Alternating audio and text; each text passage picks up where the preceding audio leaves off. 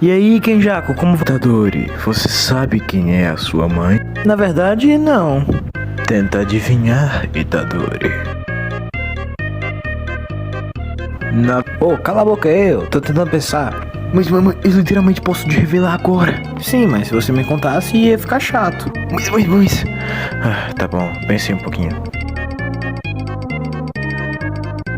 Descobriu? Não, nadinha. Conta aí. Na verdade, Itadori, eu sou a sua mãe. Conta outra. Pensa um pouquinho, Itadori. Mas isso não faz sentido algum. Sim, Itadori, é real. Eu sou a sua mãe.